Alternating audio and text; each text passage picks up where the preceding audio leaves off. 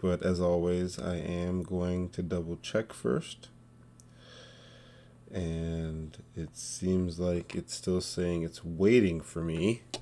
So maybe that's just, there we go. Probably just me going slow. I'm probably live. My device, I don't have another monitor on this computer. So yeah, seems like it's working well. So hello everyone, Chloe here, founder of the marmaj Foundation and lead of the marmaj Research DAO. By proxy, also supporting the marmaj Gaming DAO, and the entire marmaj DAO as a whole. But I kind of set this up last night, and the purpose of the next few months actually is going to be trying to walk through the process of trying to be a cryptography engineer. So a little bit of context. I would not consider myself a developer, although I would consider myself a researcher. I'm not particularly good at math. I'm not particularly good at any particular programming language, although I've been active in the Web3 space, interacting with CLI and the backend, building applications, helping applications and projects get built for a number of years now. And I've been, I've had research internships. I was doing my undergraduate degree at University of Windsor in computer science, and doing a lot of different things, but never actually taking it that seriously. I've taken it quite seriously, but not for a prolonged period of time. And so, not for longer than like 4, 5, 6 months. And so for the next 4 months, I'm going to be learning Rust, learning number theory, specializing in number theory, and working through this textbook along with another textbook. The other textbook is going through using Rust to build out backends. I probably will not be streaming that book. I might be streaming it. I'm not sure. Monday, Wednesday, Friday, I hope to at least stream this book. So today is Wednesday, October 19th. So I'm going to stream this. And then on Friday, at least, I will stream this book again, God's willing. I am not a specialist in any way, though, so I want to say that off the bat. I am learning, and I'm going to keep trying my best to learn. So I already read through this chapter. So usually what I do is I actually read through the book on my mobile device, on my phone. That just helps me read when I'm walking my dog or when I'm in the car driving somewhere, or not me driving, my wife's driving. I'm in the passenger seat. Or in the morning when I'm getting up, waking up slowly, I'll just read through the textbook. And then I want to kind of come sit down and take notes. One of the other reasons why I want to take notes is that I've gotten really bad at just taking notes in general. So I wasn't going to go through an abstract, but now I am. Because it was actually quite interesting. So I am going to start the book off from the very... Let's see how far it goes. So this is a PDF of the book, don't mind me. So about the authors. So I'm not going to read through everything here, but I am going to try and write a very, very basic abstract and take some notes as I go through this. And I can't copy and paste, which is going to be very frustrating. So we'll see how I do with these notes. But Niels Ferguson. So I gotta get better at this. I used to do this 20, 30, 40 hours a week, actually. Yeah. Niels Ferguson, Bruce.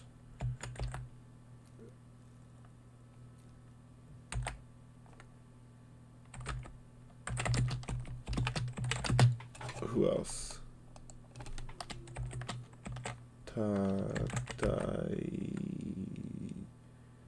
Yoshi. No. And then one of the other issues I was having is that I'm not very good with Markdown. I've completely forgotten all Markdown, what I'm supposed to write and all the symbols and everything. I haven't done this in a while. And so usually I try and keep this open so I can see what the notes actually look like. And then I already read about the authors. I think they're actually all quite interesting. I'm not going to read through that again currently. But I think this oops. This was for a previous paper. So I actually had the previous authors here.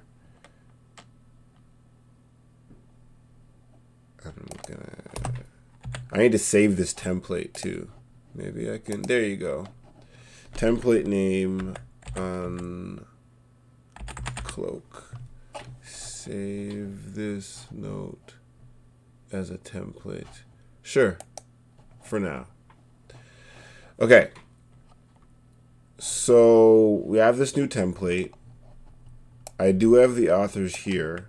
So maybe I'll just keep this here. The paper link. What I'm actually going to use this for currently is just to link out papers that I might want to read. So paper to read from this paper here. Now I'm not sure I'll find any in this paper, but again, I'm using this to try and create a template currently. So I'm going to keep saving this template as I go through this textbook. Trying to get myself a really good template for what I kind of always want. So I'm going to take this out of the abstract. So acknowledgements for cryptography engineering is probably a great place to find. So I will read through some of through these two. Because I think it gives a good overview of what I'm actually reading and why I'm reading it, and you know what's going on here. So acknowledgements for cryptography engineering, and maybe I'll zoom in here a little bit if I am going to keep this big. Yeah, there we go. We are deeply indebted to the cryptography and security community at large. This book would not have been possible without all of their efforts in advancing the field. This book also reflects our knowledge and experience as cryptographers, and we are deeply grateful to our peers and mentors for helping shape our understanding of cryptography. We thank John Callis, Ben, Gordon, Alex, John, Carl, Jack, Gabriel, Teresa, Jesse, Doug, Zoko, and Hussein for providing invaluable feedback on earlier versions of this book. So again, I did not read this book. I'm just going through the book and taking notes and just trying to learn. Part of this book was developed and refined in an undergraduate computer science course at the University of Washington. So I'm assuming that, this was like a course that was being taught and using, that's where this part of this book came from. And then, so thanking all the students and mentors of the course. And then especially thanking Joshua Barr, Jonathan Bale, Eva Dermendjeva, and Lisa Glending. Okay, a bunch of people for providing specific comments and suggestions on the text. So I'm not going to be reading through every single word of this textbook. I'm going to try my best to just read through it, learn, and take notes. So we thank Melody and Julie for all their administrative support through the process, and indebted to Beth for her work copy editing the manuscript. Finally, we thank Carol. Okay, so it must have been this one that I was... Oh no, it was actually reading their bios that I got most of the information. So I'm actually not going to take that down for an abstract for myself. Maybe the introduction is a pretty good abstract. Oh no. Here we go, the preface.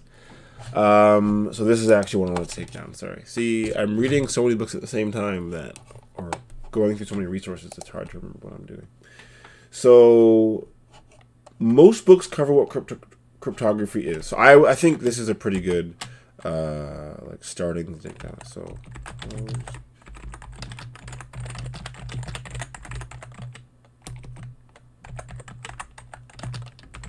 cryptography is...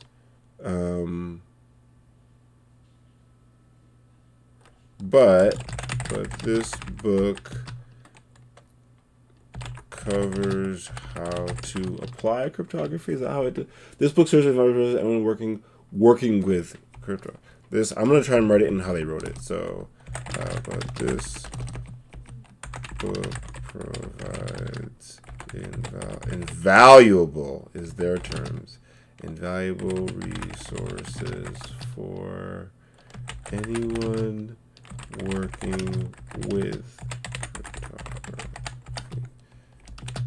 So, I mean, I feel like this is like a second book almost, where like the first book, or like, you know, this is kind of saying that this book, practical or cryptography engineering, trying to, you know, trying to be practical with it, is similar to Bruce's earlier book, Applied Cryptography, where it's talking about like what cryptography is, which I think honestly these days you can just watch a bunch of YouTube videos, or, you know, read some really great articles going over like, okay, what is cryptography and what's happening there. This is trying to hopefully tell us like how are we actually going to work with it and build something using it. And they're saying that those kind of books are one step removed from the needs of cryptography and security engineers in practice. Cryptography and security engineers need to know more than how current cryptographic protocols work. I feel like it's still kind of small, but now I feel like, there you go.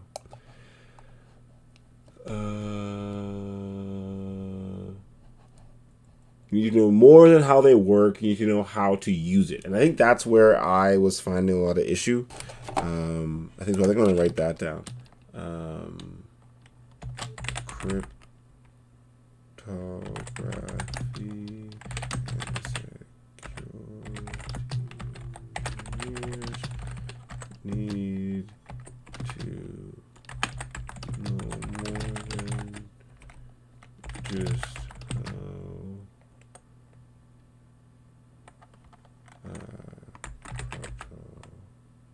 oh my gosh. Work. They need to know how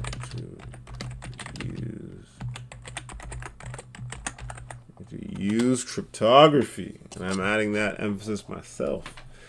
I think a lot of times the papers are focusing a lot on the academic side of things, which is wonderful. I learn a lot through reading through papers and such. But I lose interest very quickly when I'm not understanding how I can actually implement something in a useful way. Okay, to know how to use cryptography, one must learn to think like a cryptographer. So I'm going to think. To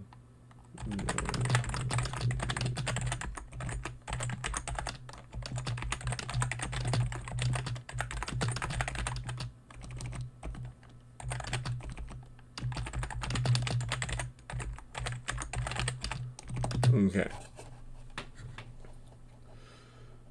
This book is designed to help achieve that goal. We do this through immersion. Rather than broadly discuss all the protocols one might discover in cryptography, we dive deeply into the design and analysis of specific concrete protocols. We walk you hand in hand through how to go about designing cryptographic protocols. We share with you the reasons we make certain design decisions over others and point out potential pitfalls along the way. By learning how to think like a cryptographer, you will also learn how to be a more intelligent user of cryptography.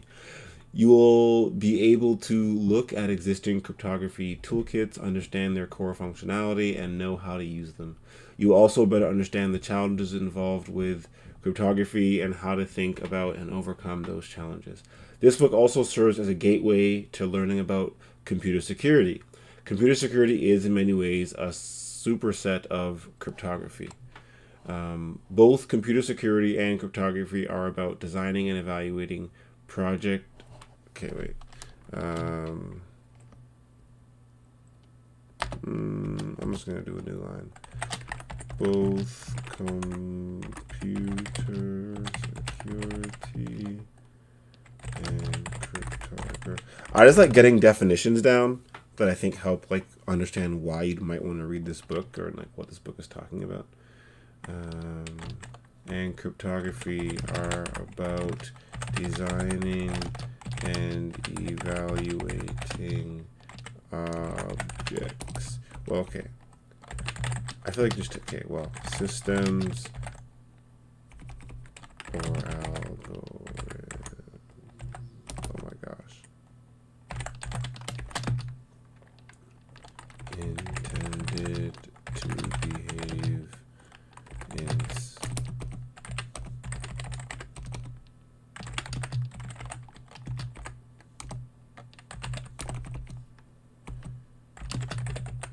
Okay.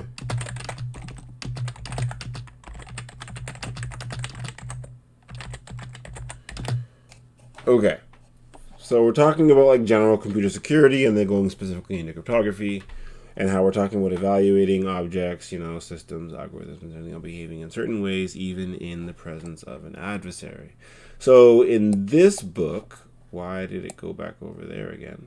Anyways, in this book, you will learn how to think about the adversary in the context of cryptography. Once you know how to think like adversaries, you can apply that mindset to the security of computer systems in general. So myself personally, I consider myself a security researcher.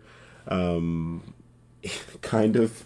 I like researching many things, but in the scope of computer science, my biggest interest is security or privacy, in the sense of so what I want to work on is validator privacy, for example, and how to keep validators, secure and private in this, adversarial network that might want to, attribute identity to all of the validators in a certain network. But broadly and generally, I think that cryptography, being, a subset of computer security, is a great, useful way to, practically apply computer security, or So this book began with practical cryptography. That's where I keep getting confused. So there's applied cryptography from Bruce. Bruce and Niels wrote that one. Okay. And evolved with the addition of Tadayoshi as an author. Yoshi is a professor of computer science. Oh, wow, okay. So he also came on, or they also came on at University of Washington, and as a past colleague. Okay, cool.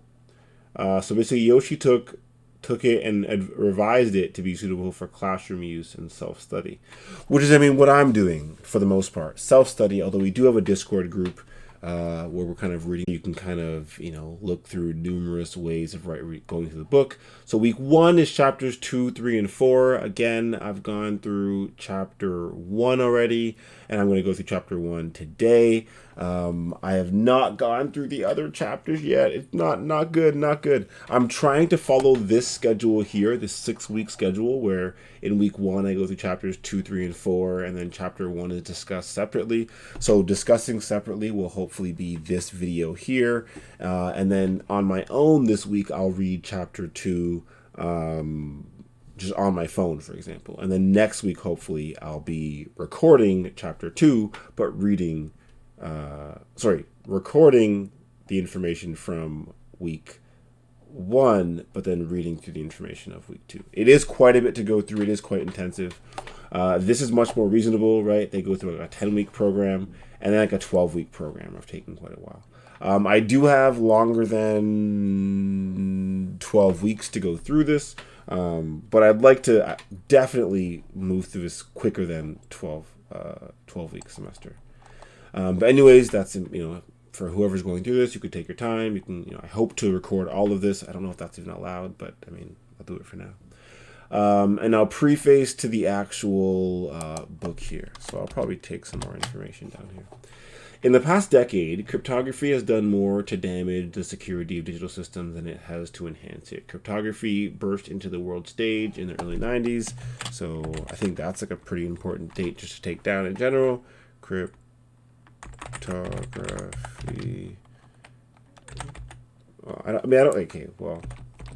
As a securer of the internet, burst onto the stage is a bit too much of a.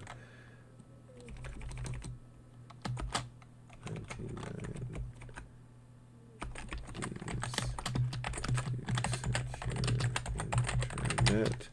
Some saw. Well, okay. I guess that's the point, right? Well, yeah. To secure the internet, obviously cryptography's been around for much longer than that. Well, since forever, I guess, technically. I don't know. Useful. Anyways, we're not going to go there. This book will actually go through some of that. Some saw cryptography as, a great technological equalizer, a mathematical tool that would put the lowest privacy-seeking individual on the same footing as the greatest national intelligence agency. Some saw it as a weapon that would bring about the downfall of nations when governments lost the ability to police people in cyberspace. Others saw it as a perfect and terrifying tool of drug dealers, terrorists, and child pornographers who would be able to communicate in perfect secrecy. Even those with more realistic attitudes imagined cryptography as a technology that would enable global commerce in this new online world. 10 years later, none of this has come to pass. So obviously this book is written 10 or longer years ago, so it's written in that time period. Despite the prevalence of cryptography, the internet's national borders are more apparent than ever. The ability to detect and eavesdrop on criminal communications has more to do with politics and human resources than mathematics. Individuals still don't stand a chance against powerful and well-funded government agencies, and the rise of global commerce had nothing to do with the prevalence of cryptography. Although, kind of. Well, not global commerce in general, but anyways. For the most part, cryptography has done little more than give internet users a false sense of security by promising security but not delivering it. And that's not good for anyone except for the attackers. The reasons for this have less to do with cryptography as a mathematical science and more to do with cryptography as an engineering discipline. We have developed, implemented, and fielded cryptographic systems over the past decade.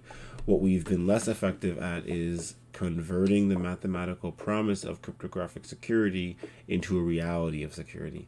As it turns out, this is the hard part. So I think this kind of still goes on to the same point. Cryptography came on the stage, on the world stage in the 1990s, and I think the main part here is there's still years have gone by, still no real practical ways of the individuals leveraging cryptography to get security and privacy for themselves in a meaningful way. But yeah, I'm just gonna keep reading because I feel like that note isn't that important. That's kind of like maybe like still no meaningful. Well,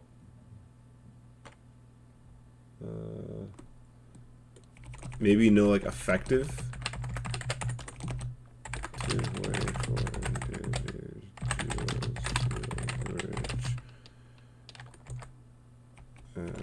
Yeah, just keep it at that.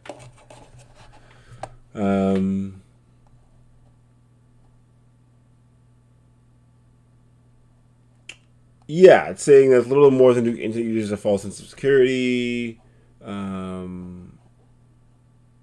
Okay. What we've been less effective at is converting the mathematical. Turns out it's a hard part. Too many engineers consider cryptography to be a sort of magic security dust that they can sprinkle over their hardware or software, and which will imbue those products with the mythical power of property of security. Too many customers read the products. Okay, I'm not going to go through all this right now. You can go through it if you'd like. I just wanted to get myself a nice little abstract, to be honest. No, it's being all annoying. I like getting... wait. Is it because of that? No. Oh, it's because I put it...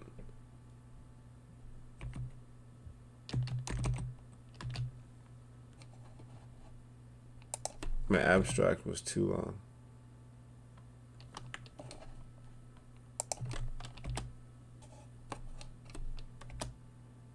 Oh, I can just do that. Perfect.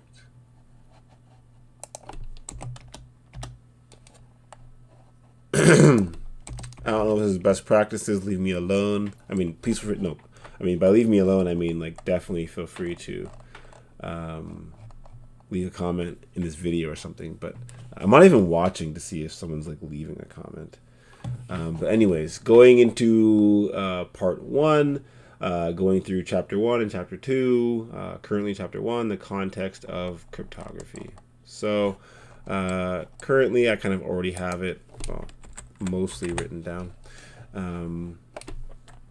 Cryptography is the art and science of encryption. So, I mean, that's not that helpful in my opinion without giving like a good definition of encryption. But again, I think it kind of tries to give an overview of why they don't just therefore define encryption. So at least that's how it started out. Nowadays, it is much broader, covering authentication, digital signatures, and many more elementary security functions. It is still both an art and a science. So to me, I think usually I just try and take like some general overview. So cryptography, which I always spell incorrectly, but this time maybe it's correct, is the art and science of encryption. I'll just take that down specifically. Although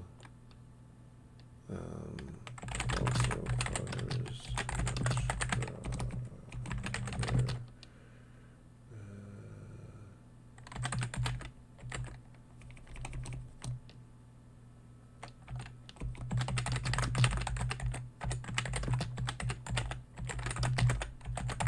okay. Also covers a much broader set of elementary security functions. Just keep it nice and simple for now. To build good cryptographic systems requires a scientific background and a healthy dose of the sorry, just funny. I read this like a couple of days ago, but I always find it funny. The black magic that is a combination of experience and the right mentality for thinking about security problems. This book is designed to help you cultivate these critical ingredients. So I think this book is designed to help cultivate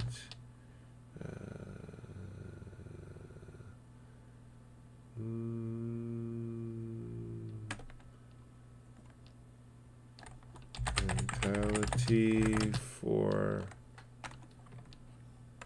thinking about security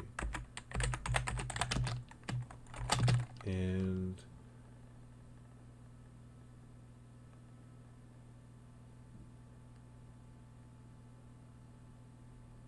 I mean experience too, but experience will come from just doing the problems. And scientific.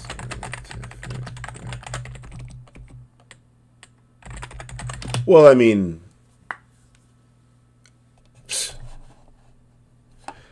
yeah, so the science behind it. Okay, so this book / paper. Oh, yeah, it does. We have 1.1 there. So 1.1. Not there yet. Let's continue for now.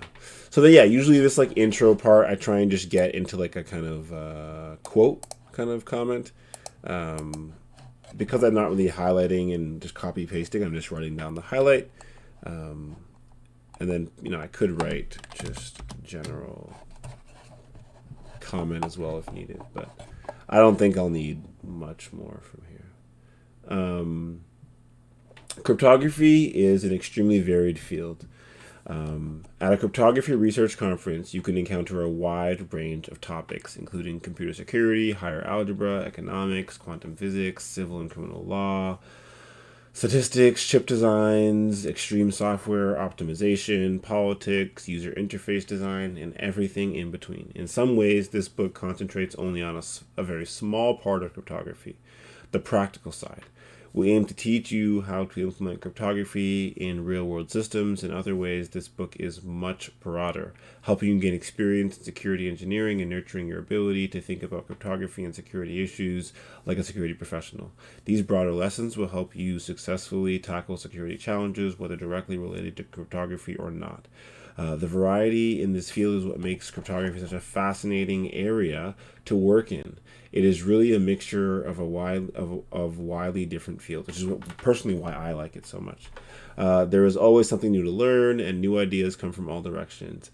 It is also one of the reasons why cryptography is so difficult. Also the reason why, yeah. Very true. It is impossible to understand it all. There is nobody in the world who knows everything about cryptography. There isn't even anyone who knows most of it, which is very humbling, in my opinion. We certainly don't know everything there is to know about the subject of this book. So here is your first lesson in cryptography. Keep a critical mind. Don't blindly trust anything, even if it is in print. You'll soon see that having this critical mind is an essential ingredient of what we call professional paranoia. So I'm just going to write that as maybe the one thing. So keep a critical mind. I'll even write it as like the first lesson.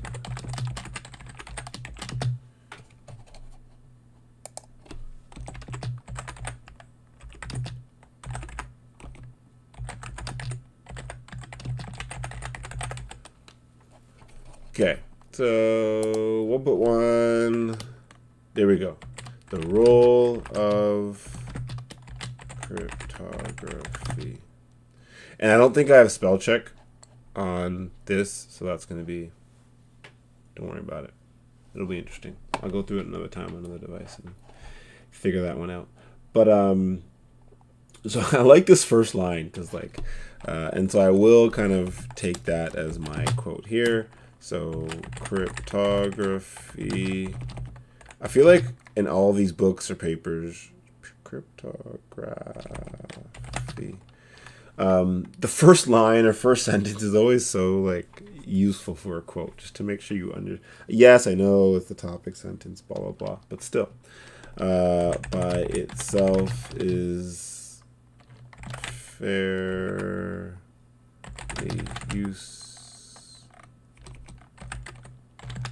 fairly useless. It has to be part of a much larger system. We like to compare cryptography to locks in the physical world. I actually like this example as well, of like a lock in the physical world and how, anyways, a lock by itself is a singularly useless thing. It needs to be part of a much larger system. This larger system can be a door on a building, a chain, a safe, or something else. This larger system even extends to the people who are supposed to use the lock. They need to remember to actually lock it and not leave the key around for anyone to find. The same goes for cryptography. It is just a small part of a much larger security system. Even though cryptography is only a small part of the security system, it is a very critical part. Cryptography is the part that has to provide access to some people but not to others. This is very tricky. Most parts of the security system are like walls and fences in that they are designed to keep everybody out. Cryptography takes on the role of the lock. It has to distinguish between good access and bad access, whether you have a key or don't have a key. This is much more difficult than just keeping everybody out. Therefore, the cryptography and its surrounding elements form a natural point of attack for any security system. This does not imply that cryptography is always the weak point of a system. In some cases, even bad cryptography can be much better than the rest of the security system. You have probably seen the door to a bank vault, at least in the movies. 10-inch thick hardened steel with huge bolts to lock it in place. It certainly looks impressive. We often find the digital equivalent of such a vault door installed in a tent. The people standing around it are arguing over how thick the door should be, rather than spending their time looking at the tent. So basically, if the vault is inside of a tent, but the tent is weak, people standing around the system are, trying to design the system like, oh my gosh, how thick should the, vault door be? Should it be 8 inches or 10 inches or whatever else? But, in actuality, the actual attacker is just going to cut through the tent and take the funds, potentially, if that's the issue, or, what's the issue, or, how could you actually secure the entire system? It is also easy to spend hours arguing over the exact key length of cryptographic systems, but fail to notice or fix buffer overflow vulnerabilities in a web application.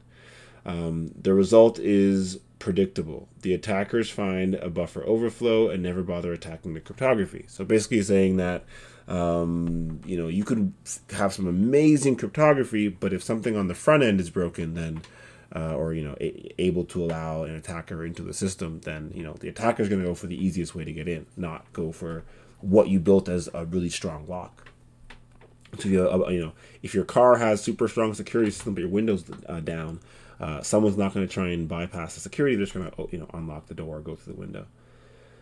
Cryptography is only truly useful if the rest of the system is also sufficiently secure against the attackers. There are, however, reasons why cryptography is important to get right, even in systems that have other weaknesses. Different weaknesses are useful to different attackers in different ways. For example, an attacker who breaks the cryptography has a low chance of being detected. There will be no traces of the attack, since the attacker's access will look like a good access. This is comparable to a real life break-in. if the burglar uses a crowbar to break in, you will at least get that, see that a break-in has occurred. If a burglar picks the lock, you might never find out that the burglary occurred. Many modes of attack have traces or disturb the system in some way. An attack on the cryptography can be fleeting and invisible, allowing the attacker to come back again and again. So I think that's a note that I want to definitely get at the end here. So first of all, the role of cryptography. So by itself, it's utterly useful. So needs to be part of a needs to be part of a larger system. There's a few key points here that I wanted to take down. So part of a larger system, oh my gosh. Why can't I spell similar?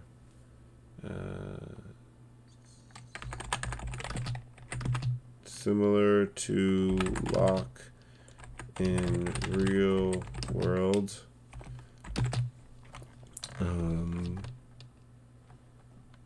I think one of the parts is like, if, window down. I like my example. I mean, maybe I shouldn't use it if I'm doing that. Like, similar to lock in real world, if rest of, system is insecure, rest of system will get attacked before lock.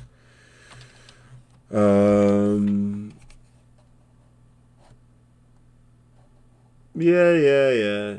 And I think the part here that I liked, the issue though is that, if the, attack on, system, let's just call it attack on the system, probably noticeable. Attack on cryptography, probably not noticeable.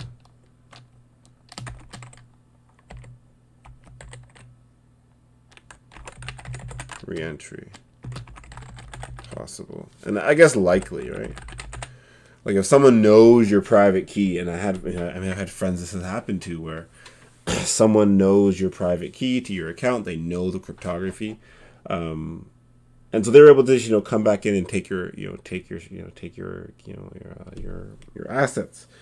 Whereas if someone's entering, breaking in this system, talking about breaking into a car or changing something in a front end, even changing something in a front end to cause the users to do something malicious, you would still know the front end got changed and see the code. So let's get down to 1.2, the weakest link property. Again, just give a quick overview. Print the following sentence in very large font and paste it along the top of your monitor. Okay, so a security system is only as strong as its weakest link. Look at it every day and try to understand the implications. The weakest link property is one of the main reasons why security systems are so fiendishly hard to get right. Every security system consists of a large number of parts. We must assume that our opponent is smart and that he is going to attack the system at the weakest part. It doesn't matter how strong the other parts are. Just as in a chain, the weakest link will break first. I think I already wrote that, but up here. But anyways.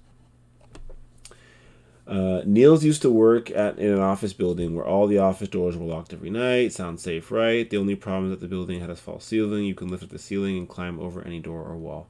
If you took out the ceiling panels, the whole floor looked like a set of tall cubicles with doors on them. And these doors had locks. Sure.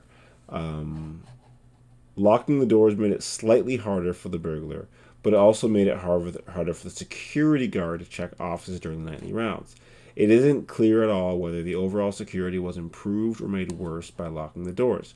In this example, the weakest link property prevented the locking of the doors from being very effective. It might have improved the strength of the particular link, which is the door. Sorry, the doors got stronger by being locked, but there was another link in the ceiling that was still weak. The overall effect of locking the doors was at best very small,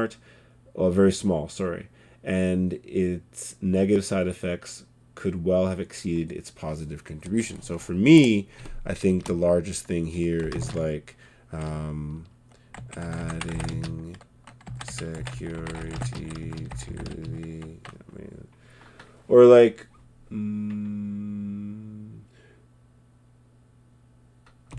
let's just add that one. Okay.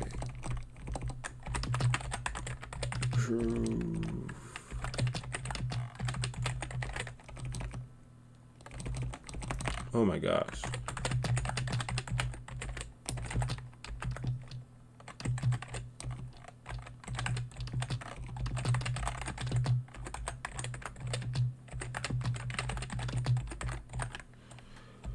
But to do that, we need to know what the links are and which ones are weak.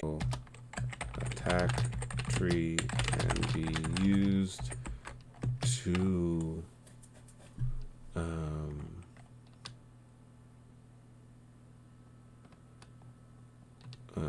organize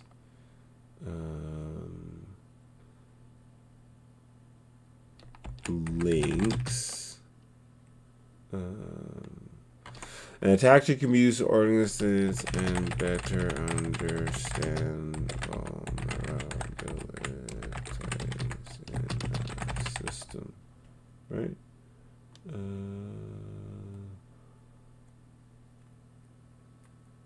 Yeah. So they give an example in figure 1.1, which I could just... oh, yeah, it'll be annoying to... actually, yeah. Simple. Where are you? There we go. Just take you. And then... whoa, why you be like that? Okay.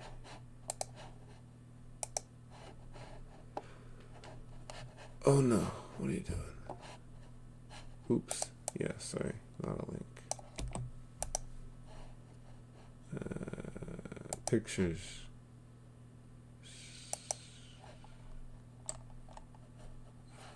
Screenshots. That's the one. That's the stuff. That's the stuff. And there we are. So this is the attack tree here. It is so much more tiring to read through stuff online than it is to just read it. But anyways, let's look at the door in more detail. Let's make sure we're looking at this correctly. Okay, let's say that we want to break into a bank vault. The first level links are the walls, the floor, the door, and the ceiling. Breaking through any one of them gets us into the vault. So they're basically saying that if you go through the walls, the floor, the door, or the ceiling, you will be able to enter the vault. So from the vault, there's lines going to each of these ones. Now they're saying, let's look at the door in more detail. The door system has its own links. The connection between the door and the frame of the walls unlock the door itself. The bolts that get the door and the door frame and the hinges. We can continue this by dissecting individual lines of attack for the lock, one of which is to acquire a key, which in turn leads to a whole tree about stealing the key in some way. So then, for example, if you're going through the door, how are you going to break through the door? Are you going to break the hinge? Disable the bolts? Are you going to just break the door down? Are you going to defeat the lock? Are you going to go through a connection door wall? So I guess like going over, I guess? I don't really know. Either way, each of these, disabling the door, for example, will have multiple ways. Defeating the lock will have multiple ways of defeating it. And some could be completely unrealistic. Some could be like, more reasonable for your location or area, whatever. We can analyze each link and split it up into other links until we are left with single components. Doing this for a real system can be an enormous amount of work. If we were concerned about an attacker stealing the diamond stored in the vault, then figure 1.1 is also just one piece of a larger attack tree. An attacker could trick an employee into removing the diamonds from the vault and steal them once removed. Attack trees provide valuable insight as to possible lines of attack. Trying to secure a system without first doing such an analysis very often leads to useless work. In this book, we work only on limited components, the one that can be solved with cryptography. And we will not explicitly talk about their attack trees, but you should be certain to understand how to use an attack tree to study a larger system and to assess the role of cryptography in that system. The weakest link property affects our work in many ways. For example, it is tempting to assume that the users have proper passwords, but in practice they don't. They often choose simple short passwords. Users may go to almost any length not to be bothered by security systems. Writing a password on a sticky note and attaching it to their monitors is just one of many things they might do. You can never ignore issues like this because they always affect the end result. If you design a system that gives users a new 12-digit random password every week, you can be sure they will stick it on their monitors. Very true. This weakness, an already weak link, this weakens an already weak link and is bad for the overall security of the system. So same kind of idea as above, where you can do something that, so like for example, adding security to the, I'll use the term wrong, but like wrong part of a system can lessen the overall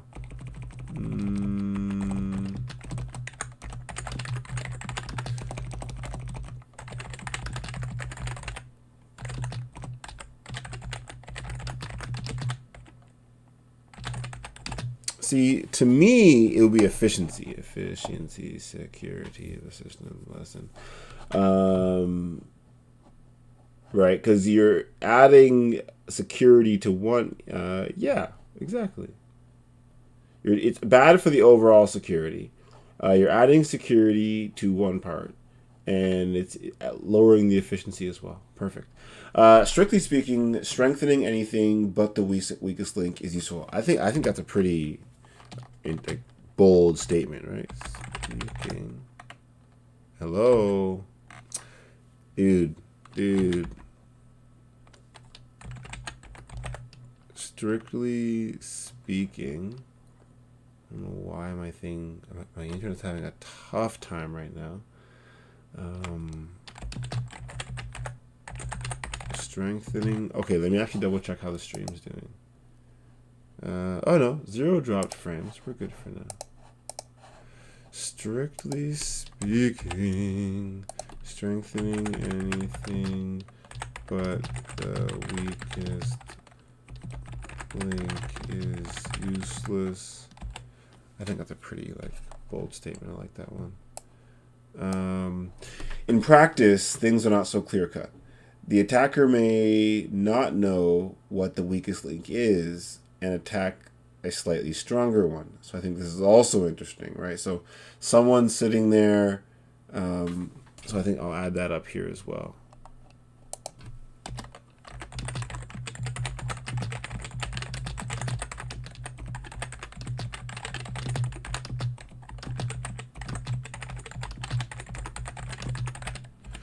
So I think for that one's obvious. If I, keep my private keys just on my desk out in the open, which is not very secure, which makes the overall system less secure.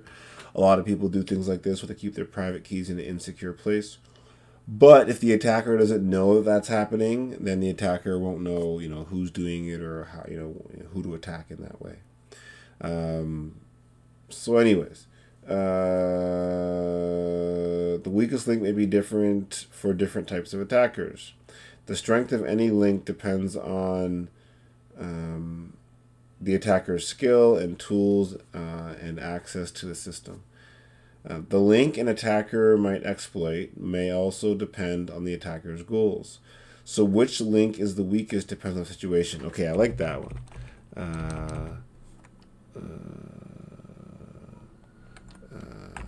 Link. Wait.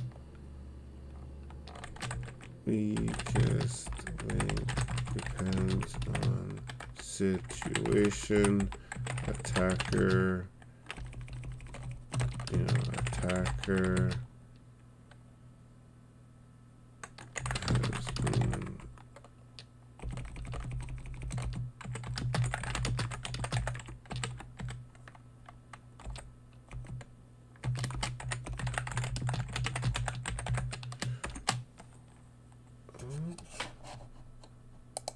why are we getting this weirdness?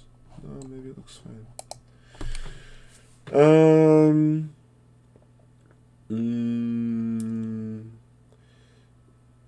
It is therefore worthwhile to strengthen any link that could, in a particular situation, be the weakest. Moreover, it is worth strengthening multiple links so that if the one link does fail, the remaining links can still provide security.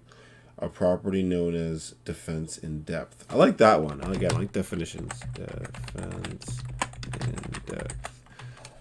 Maybe this one will actually italicize, so I just know it's an actual definition of sorts. Property where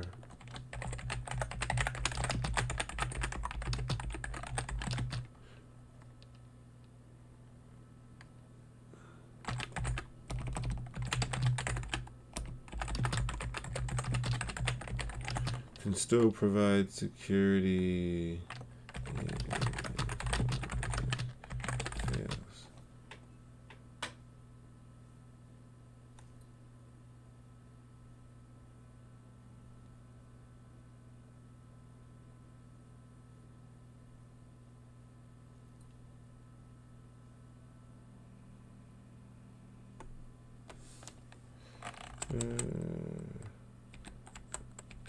Property where remaining links.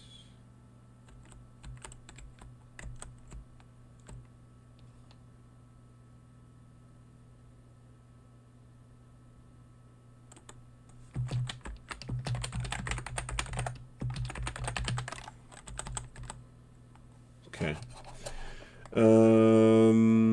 Perfect. 1, 2, 3, 1.3. The adversary.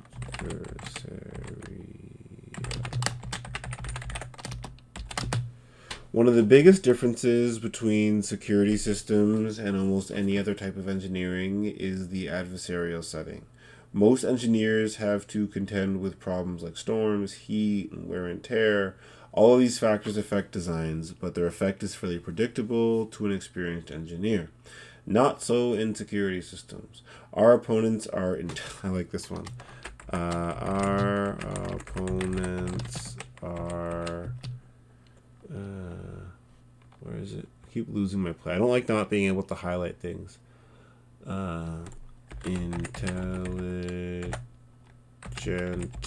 clever, malicious, and devious. They'll do things nobody has ever thought of before. And I think that's the cool part, because they'll do things nobody has ever thought of before because they are new people. Always, you always have a new adversary coming into your system that's going to try something new, which is interesting. They don't play by the rules and they are completely unpredictable. That's a much harder environment to work in. So now it goes over like a film. I've never watched it, but it's a pretty good example. Many of us remember the film in which Tacoma Narrows suspension bridge wobbles and twists in a steady wind until it breaks and falls into the water. It is a famous piece of film, and the collapse taught bridge engineers a valuable lesson. Slender suspension bridges can have a resonance mode in which a steady wind can cause the whole structure to oscillate and finally break. How do they prevent the same thing from happening with newer bridges? Making the bridge significantly stronger to resist the oscillations would be too expensive. The most common technique used is to change the aerodynamics of the bridge. The dock is made thicker, which makes it much harder for the wind to push up and down on the dock. Sometimes railings are used as spoilers to make the bridge dock have behave less like a wing that lifts up in the wind. This works because wind is fairly predictable, once again, and does not change its behavior in an active attempt to destroy the bridge. How scary would that be? If like Mother Nature decided to just take us out and, wind and water like was eroding us actively. Anyways, a security engineer has to take a malicious wind into account. What if the wind blows up and down instead of just from the side? And what if it changes directions to the right frequently for the bridge to resonate? At the right frequency for the bridge to resonate. Bridge engineers will dismiss this kind of talk out of hand. Don't be silly, the wind doesn't blow that way. That certainly makes the bridge engineers' jobs much easier. a little jab at other engineers. Cryptographers don't have that luxury. Security systems are attacked by clever and malicious attackers. We have to consider all types of attack. The adversarial setting is a very harsh environment to work in.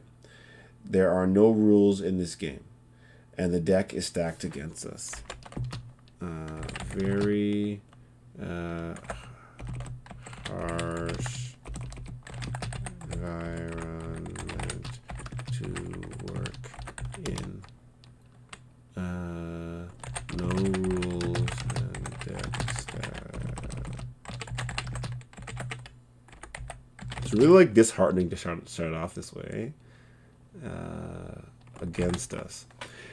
I love to use the us kind of verbiage here, though. Like, we're in this together.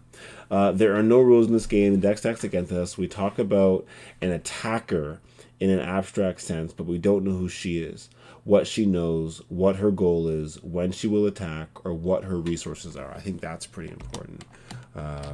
We don't know when she attacker.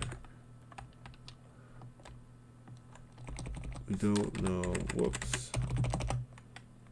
Don't know who she is when she will attack. I need to at least write it somewhat normally. We don't know who she is, what she knows, what her goal is, when she will attack, or what her resources are. Since the attack may occur long after we design the system, she has the advantage of 5 or 10 years more research and can use technology of the future that is not available to us, which is so scary. And with all those advantages, she only has to find a single weak point in our system, whereas we have to protect all areas. So I think that's important. So even with all time and resources available, she only needs to find one. I want to call it weak link, but I want to actually get it right.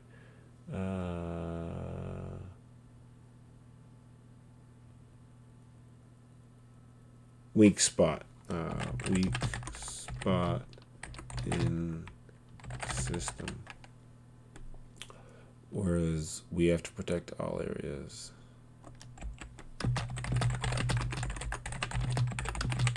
Which is obviously impossible, but Still, our mission is to build a system that can withstand it all.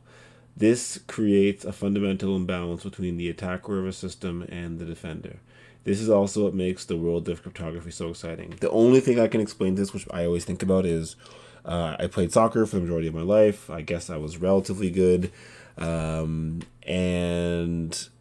the excitement of defending when you know an attacker is way stronger than you, but you're still able to like keep a 0-0 match, for example. Like you go face a team where you know they're better than you, know they should win, you know they have attackers that are amazing, they score like 10 goals a game, and somehow, you just keep it 0-0. You just keep them from scoring. You fight, you just, somehow you have a setup, you have a plan, you have, set piece plans and plays.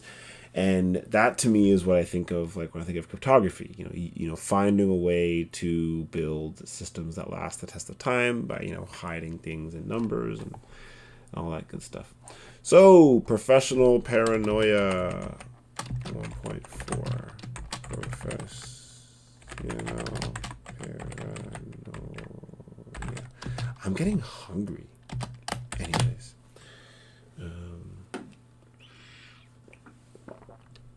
Let me check who's messaging me.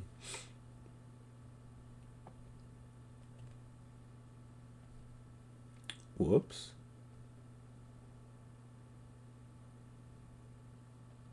Someone's trying to scam me currently, trying to pretend that they're my friend. I have some random email from Axiom feeding, nothing important. Let's continue for a bit. I got into a 5 at least, so. To work in this field, you have to become devious yourself. Ooh, I like that one.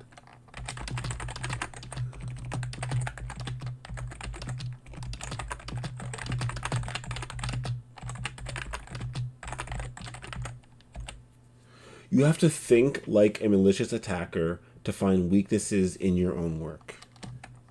I'm just going to go think like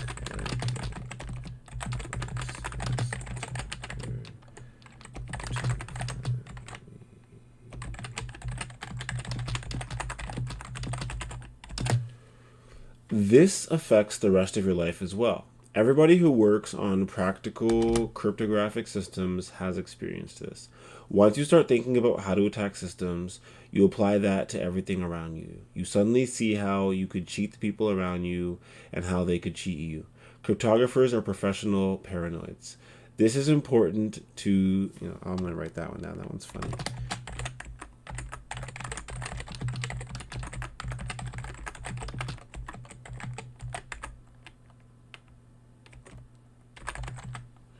And I keep like going back and forth from using like lowercase here and then upper. I think I might try and be nice and like do some like fancy uppercase type stuff from now on. Maybe we'll see.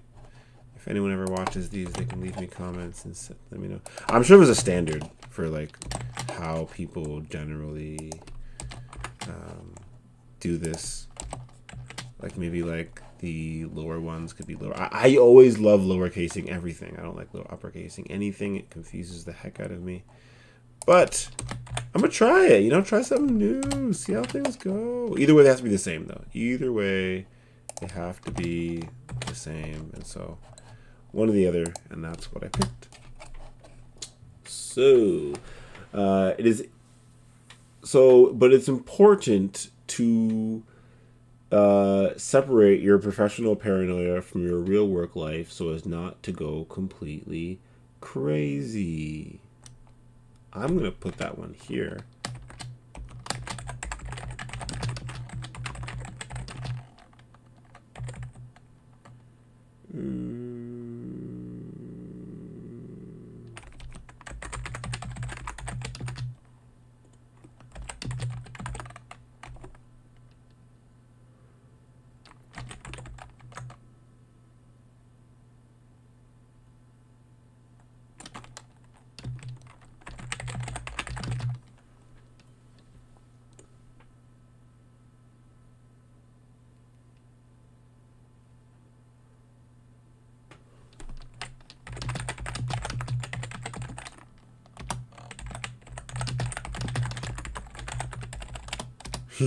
Maybe it's possible.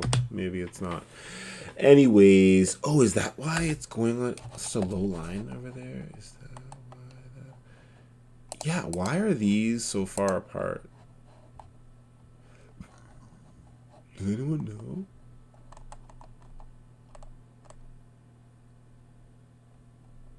This one seems crazy far apart. Maybe because of the picture?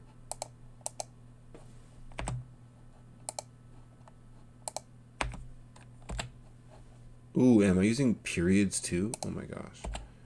Oh my gosh. Anyways, maybe possible. Let's see. Oops.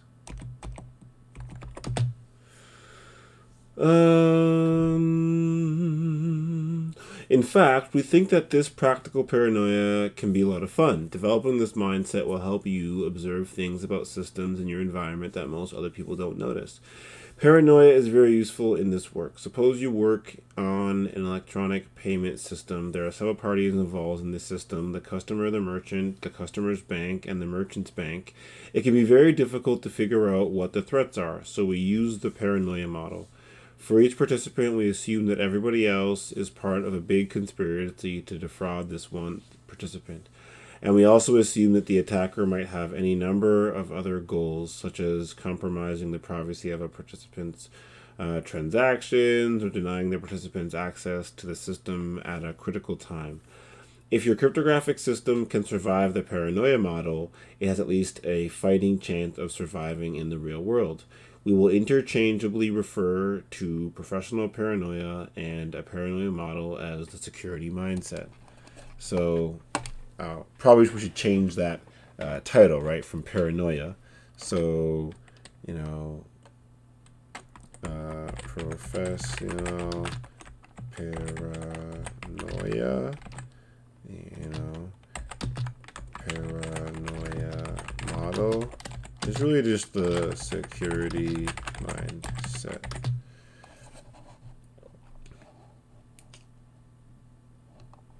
So, if we're going to break it down into, whoops.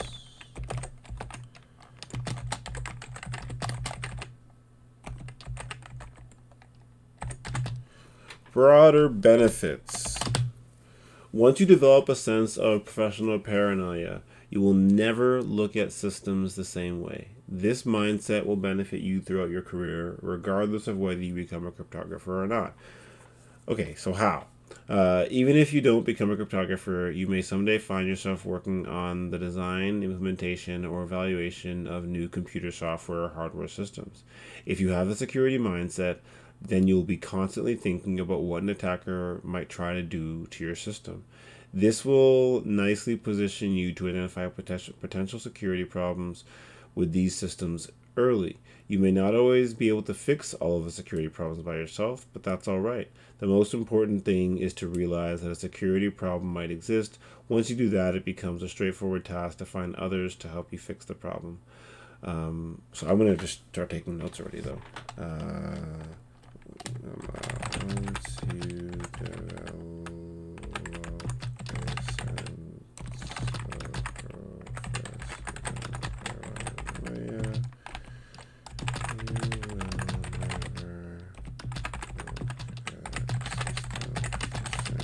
way.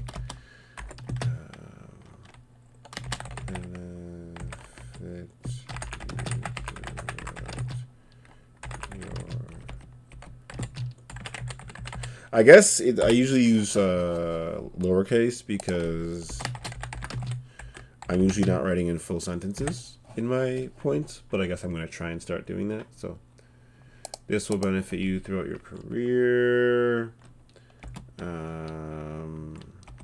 I'll just write,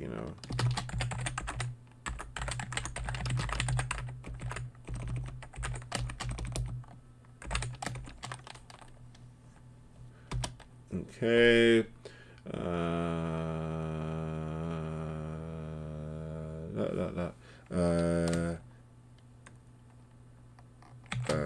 Ability to identify security issues is important,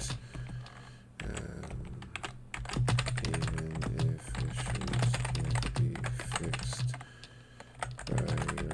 yourself can get help.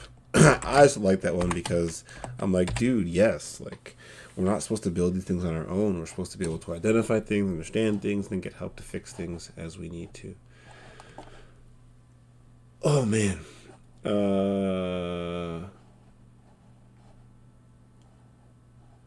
Okay, but without the security mindset, you'll never know there's a problem, and therefore you obviously can't fix it.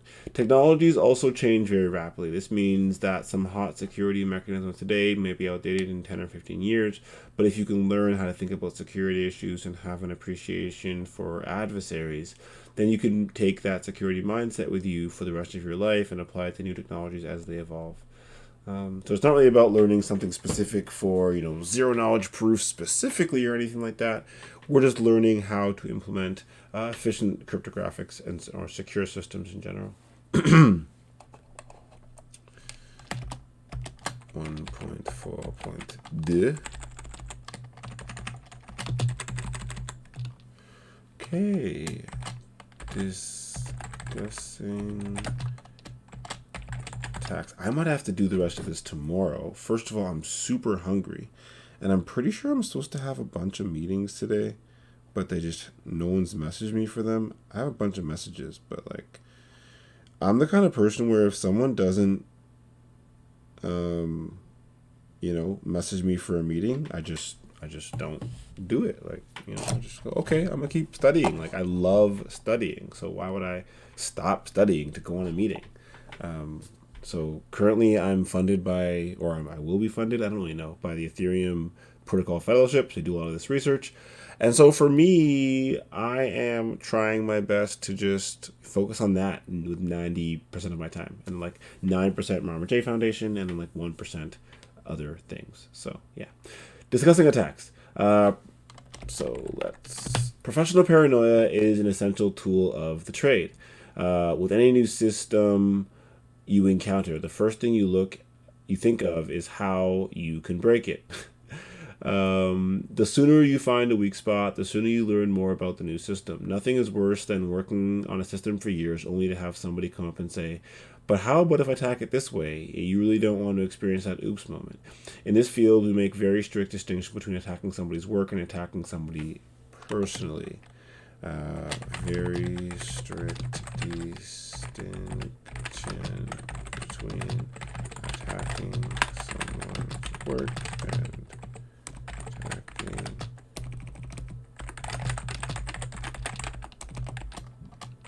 very important. Okay.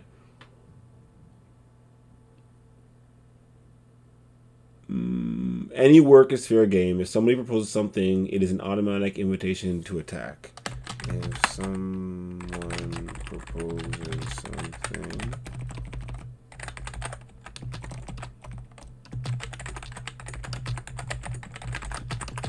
this is something that can be very interesting when you get into the computer science world in general, where it's pretty much always like this, but I think it's pretty important as well. If somebody proposes something, okay, if you break one of our systems, we will applaud the attack and tell everyone about it. Break one of our systems, we will applaud and tell everyone. Like, that's the mentality, right? Where it's like, thank you for breaking it. We're going to go, like, tell everyone else how we broke it and fix it and work at, making more robust systems in the future. We constantly look for weaknesses in any system because that is the only way to learn how to make more secure systems.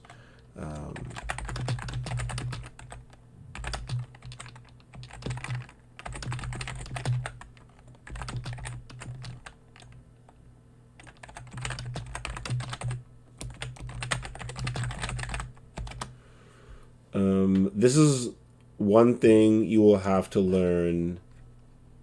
An attack on your work is not an attack on you.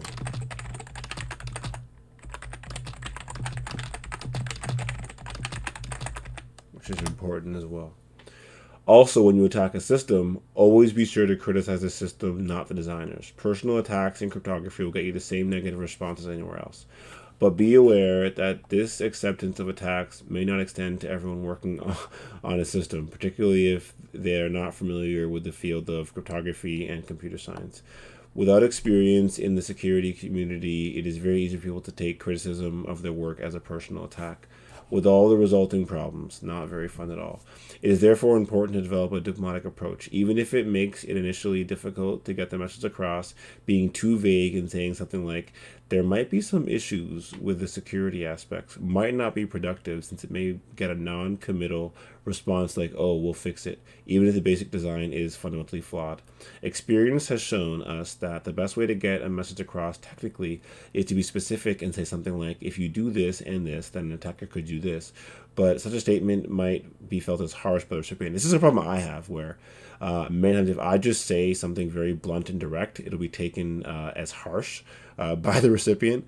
And so it's funny the book is talking about this. So instead it's saying, you could begin by asking, have you thought about what might happen if someone did this? You could then ease the designers of the system into a discussion of the attack itself. So I like this book how it's like teaching you like a whole well-rounded approach to like building these systems. You might also consider complimenting them on the remaining strengths of their system, observe the challenges to building secure systems, and offer to help them fix their security problems if possible. So example attack, right?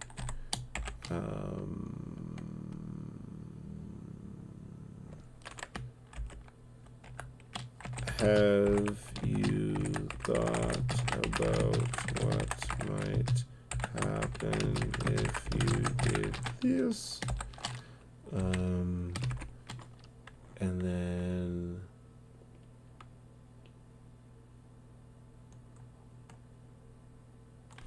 ease into discussion. Actually, I'll just make it a ease into, oh my gosh,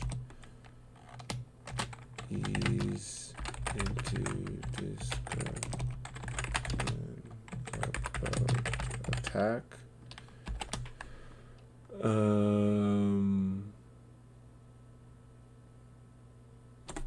Whoops.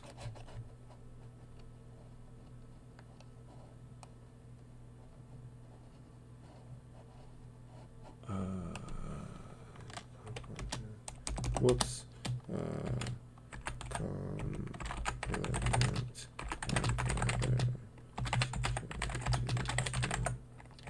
If there are any, of course.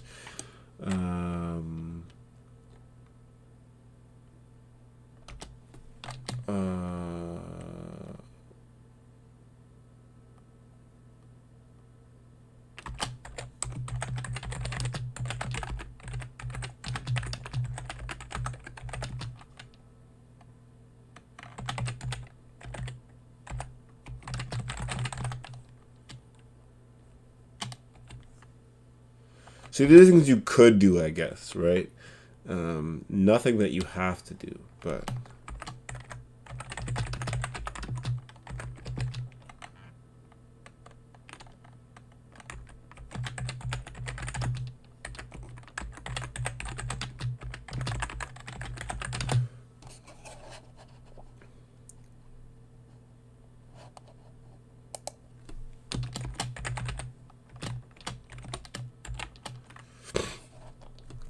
I'm going to use a question mark just to be like, maybe we'll do these things. So the next time someone attacks the security of your system, try not to take it personally. And make sure that when you attack a system, you only focus on the technology, you don't criticize the people behind it. And you are sensitive to the fact that the designers may not be familiar with the culture of constructive criticism in the security community. So, uno, dos, tres, I think. We'll see. Okay, now I'm getting really hungry. I think.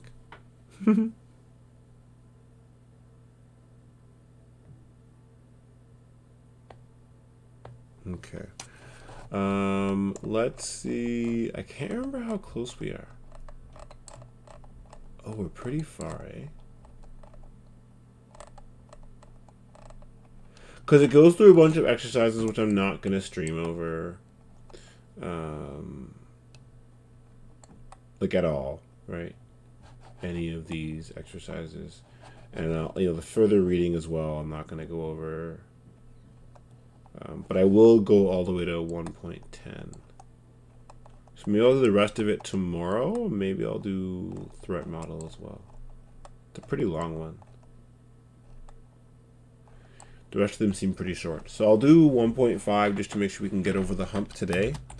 And then I will try and finish up the chapter streaming hopefully tomorrow. And then on my free time, I will be, streaming the rest of the chapter on Friday, hopefully. And because tomorrow I'm going to be reading through the other book, not streaming it, but reading it, and sitting at the desk and actually coding through it. I can't stream every day. It's a bit too much. But Monday, Wednesday, Friday, I'll try and stream this book and kind of go through it and take notes here. So every system can be attacked. Okay, there is no such thing as perfect security. The whole point of a security system is to provide access to some people and not to others.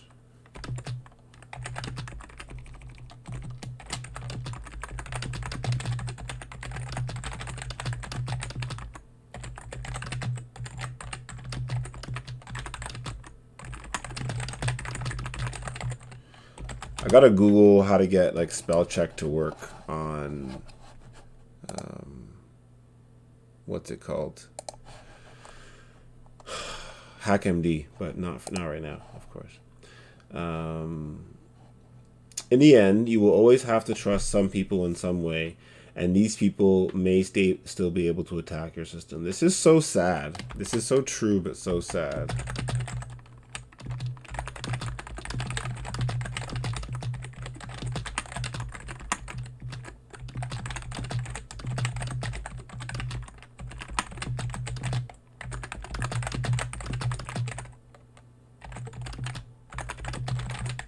Sad times.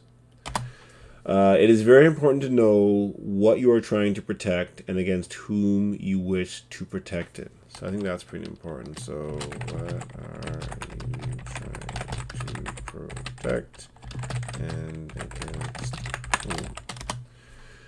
These sound like simple questions, but it turns out to be a much harder problem than you'd think, since there's really no such thing as perfect security. When we say that a system is secure, what we're really saying is that it provides a sufficient level of security for our assets of interest against certain classes of threats. So,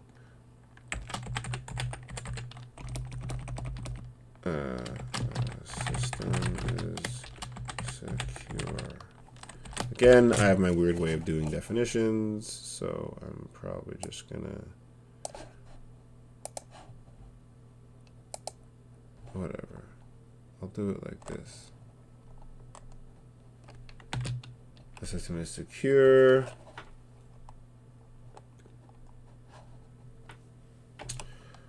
when it provides a sufficient level of security for assets of interest against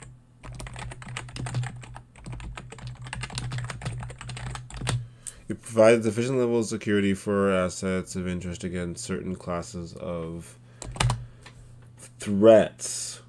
Okay, we need to assess the security of a system under the designated threat model.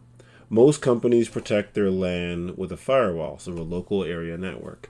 But many of the really harmful attacks are performed by insiders, and a firewall does not protect against insiders at all. It doesn't matter how good your firewall is, it won't protect against a malicious employee. This is a mismatch of the threat model. Another example is SET. SET is a protocol for online shopping with a credit card. One of its features is that it encrypts the credit card number so that an eavesdropper cannot copy it. That is a good idea. A second feature that not even the merchant is shown the customer's credit card number works less well. The second property fails because some merchants use the credit card number to look up the customer record or to charge surcharges. Entire commerce systems have been based on the assumption that the merchant has access to the customer's credit card number. And then SET tries to take this access away. Terrible SET, how could you?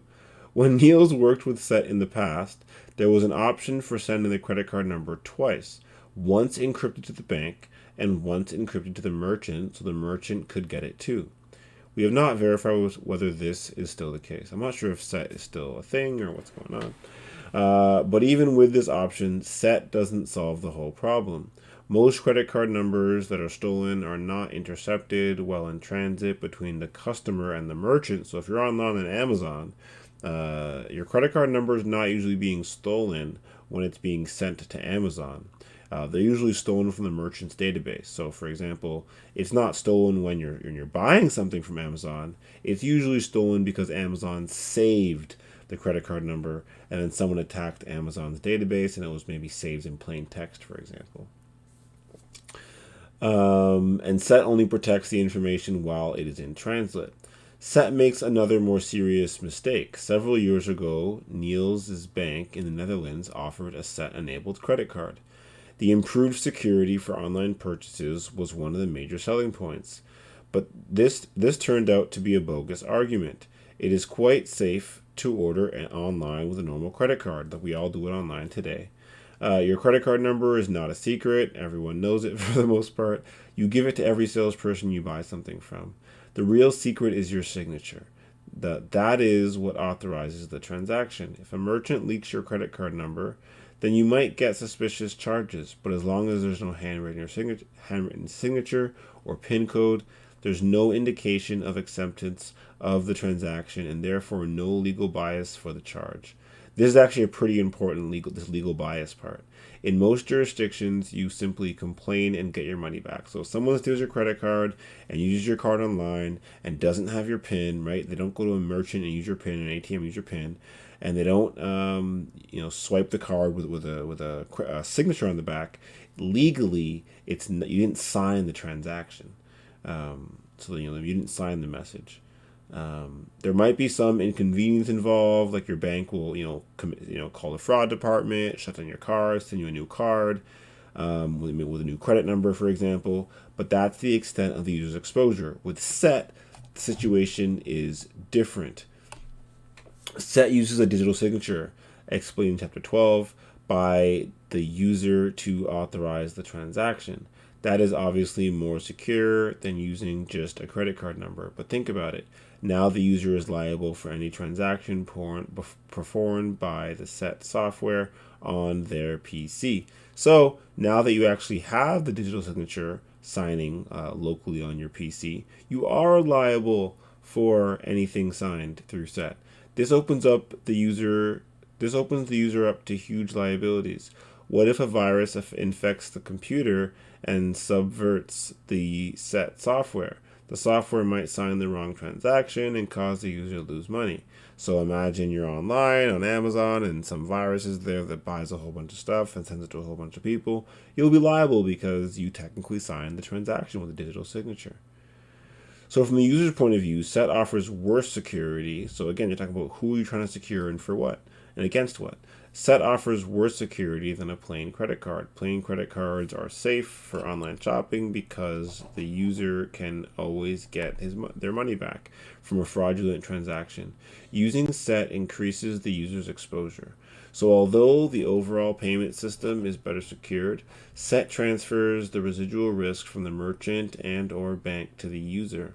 It changes the user's threat model from it'll only cost me money if they forge my signature well enough to, which for a digital signature would be like impossible pretty much, to it'll only cost me money if they forge my signature well enough or if a clever virus infects my PC, which is actually, happens to a lot of people. My grandpa gets a virus every few weeks. Maybe even more often than that. Threat models are important. Whenever you start on a cryptographic security project, sit down and think about what your assets are and which threats you wish to protect them. So we kind of have that already. A mistake in your threat analysis can render an entire project meaningless. We won't talk a lot about threat analysis in this book, as we are discussing the limited area of cryptography here. But in any real system, you should never forget the threat analysis for each of the participants. I'll just write that. For any real project, you should never.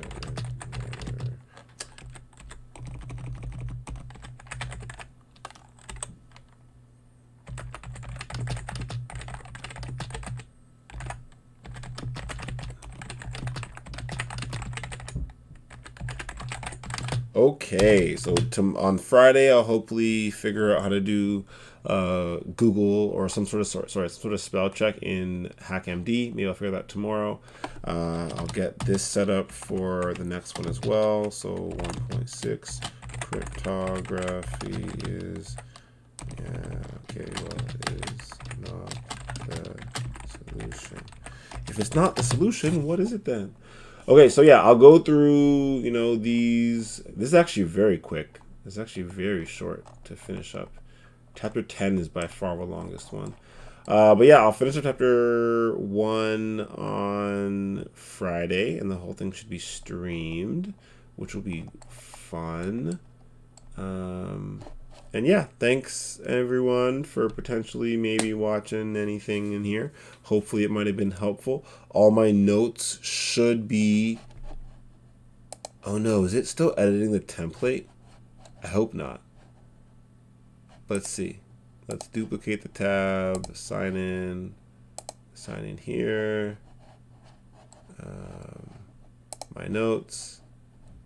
Let's unpin all these things. Don't need them anymore. But what I do need pinned is this, because I want to finish that one.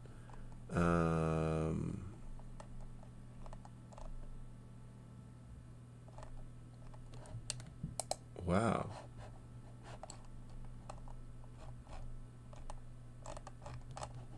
I have a lot of notes here.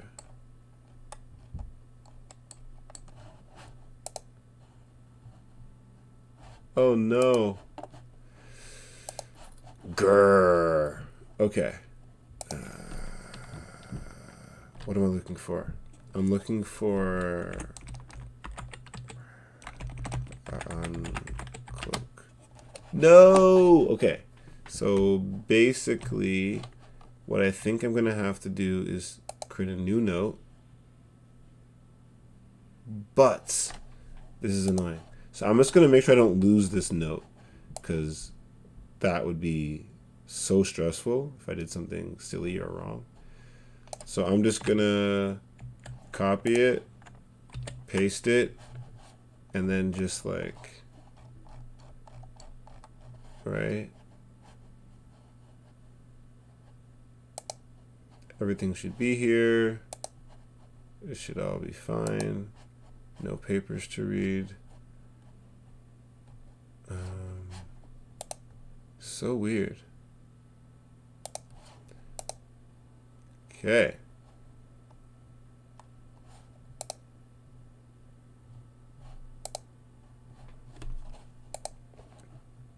New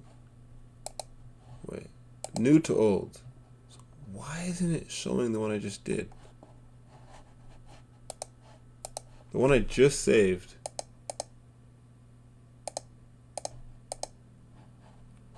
No, the template I just made. No! See? It's making this whole thing a template. Okay.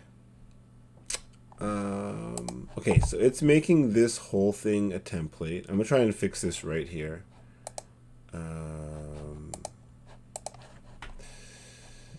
This is not what we wanted. What we wanted is to take new note. We want to put this here. Oh my gosh, I have to click create. So I have to hit create new note. Wait, What? Sorry. I'm just confused why this note isn't just staying here. I don't think I've had to ever like create something before.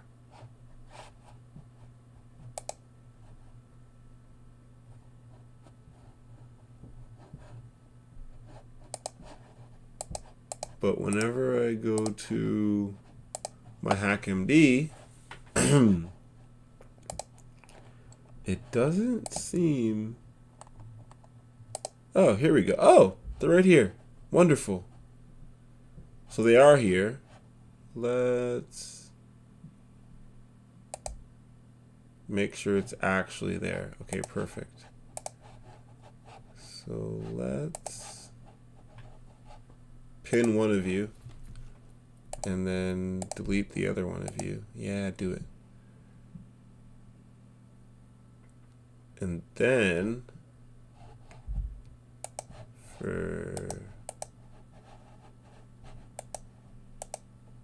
I'm going to open this one just to triple check, make sure it's here.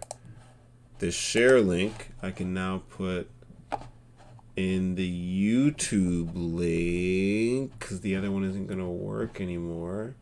Should I try and fix that right now? Maybe. Let's try and fix it in this browser. Let's see how easy this is to fix. Let's see. Yeah, you can all see the background of the marmaj Foundation channel. Content. The stream I'm doing. Uh-oh. Something's having a hard time uploading. That's not good. Anyways, we're going to go through this. Change that. Save. I'm actually going to save that too. That's actually really weird. I don't know why there's this video. October Farm Rewards.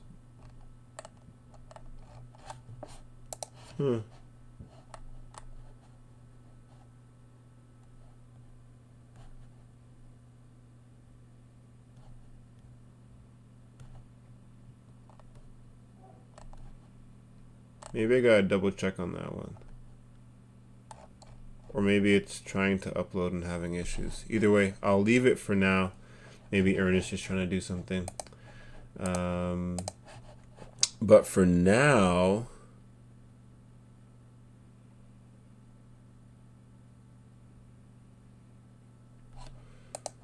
okay, so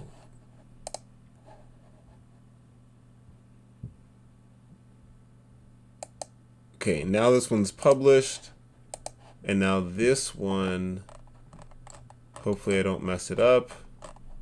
Please say I don't mess it up. I gotta delete all this extra stuff because this is just my template, remember? So for my template, I just want this, this,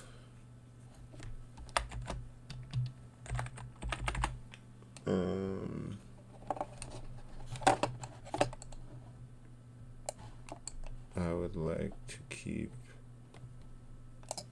this, and maybe I'll do a double one so that it's clear that I can do 2 spaces. Second, table of contents, papers to read, authors, tags, and then title. Okay, so now I should be able to, this template should be fine now. This is just a template, right? Save as template. No, I already. Okay, no, this is a template. So if I, so just so I can double check. If I go to HackMD, and now I say new note, and I say, give it to me from the uncloaked template, it should give me just this. Perfect. And then now, again, just to triple check, practical cryptography engineering, I can just click it and see all the notes. And then the other one I didn't publish. I don't think like any of my notes are published actually, which is not good. Whoops, I didn't publish any of these.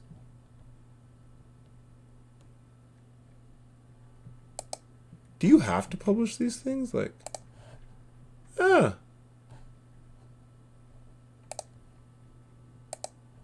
read everyone, write only me. Whoops. I need to start publishing more of my notes. Anyways, I'll try and get better at this. Like things I'm working on now are all pinned. So yeah, I'll